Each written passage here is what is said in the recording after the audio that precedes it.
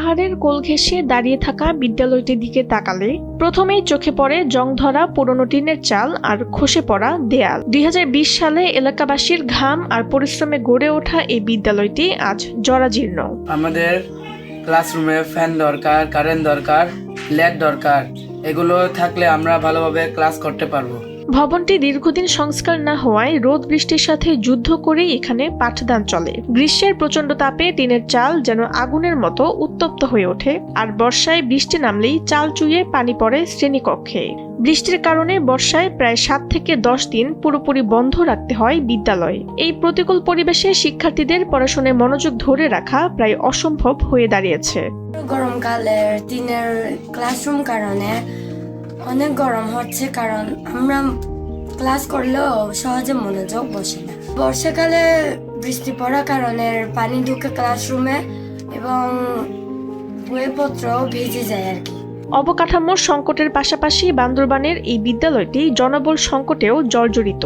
মাত্র 8 জন শিক্ষক দিয়ে পুরো বিদ্যালয়ের কার্যক্রম চললেও তাদের মধ্যে 3 জনই অনিয়মিত।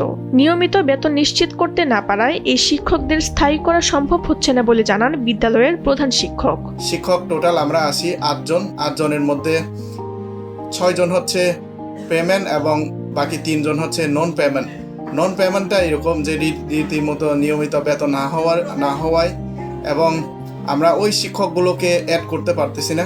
এই বছরে গত বছরে ছিল 5 জন আর এই বছরে 6 জন, একজনকে অ্যাড করা হয়েছে। আর আগামী বছরে যেহেতু 9 দল যখন ক্লাস 10-এ যাবে, রুমগুলো যখন সম্প্রসারণ হবে, রুমগুলো যখন বেড়ে যাবে, তখন আবার তাদেরকে ওই 3 জন থেকে আরো একজনকে আবার অ্যাড করার পরিকল্পনা আছে। বর্তমানে উন্নয়ন বোর্ড থেকে 3 কক্ষ বিশিষ্ট 3 তলা ফাউন্ডেশনের ভবন নির্মাণের পরিকল্পনা প্রক্রিয়াধীন রয়েছে। বিদ্যালয়ের প্রধান শিক্ষক সহ সংশ্লিষ্ট সকলের একটাই দাবি, কাগজে কলমে থাকা এই পরিকল্পনা যেন দ্রুত বাস্তবায়ন করা হয়। উন্নয়ন বোর্ড থেকে 3 কক্ষ বিশিষ্ট 3 তলা ফাউন্ডেশন আমাদেরকে দেওয়া হয়েছে, সেটা কাজ চলমান।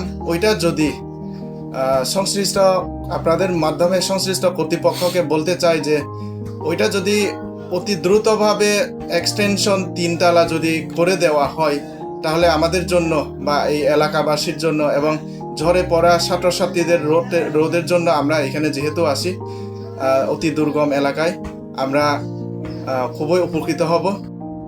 বান্দরবান থেকে উশৈন মারমার পাঠানো তথ্যচিত্রে ডেস্ক রিপোর্ট তাসনিম হোসেন লিয়া।